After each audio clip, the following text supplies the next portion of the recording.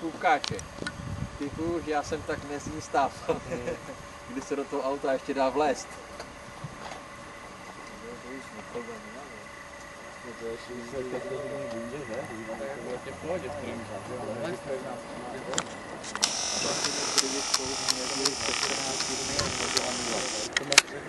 Když jsme pochopili tankovat brzdy, tak jsme to museli vždycky natnout brzdy.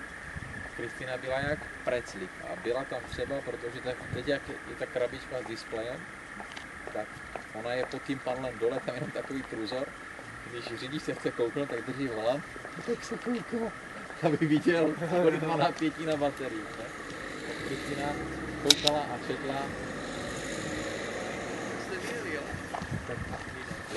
Mám na duba. No, tam se černou vlastně. Co bere?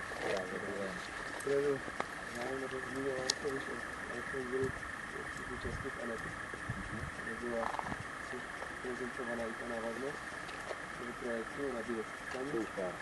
Tedy tam kolega sbíral PR materiál pro NF, který by tam potom uváhá, aby byla vidět ta praktická využitelnost třeba i eventuálně pro akumulaci energie a tak dále. Tak jestli nějaké obrázky, budí, nevím. Jestli dneska nebo co, nebo tak. Myslím, že dneska nebo někdy. Co budete mít na kartě, bude u vás na kartě. Co nebudete mít na kartě, nemá. Opatrně, pomalu dozadu, pomalu.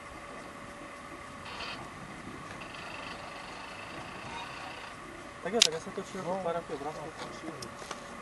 Budeš taky jezdit. Pane inženýr, ty nemáš dneska chuť jezdit vůbec. To je tester. Já jsem vám to nedořekl. Všimněte si, jak má ostoupané kalhoty okolo kapek. Takže tam má ruce, ale povinně, ne jak ty znudy. Můžeme jako někoho vlastně, kdo by mi vlastně ukázal.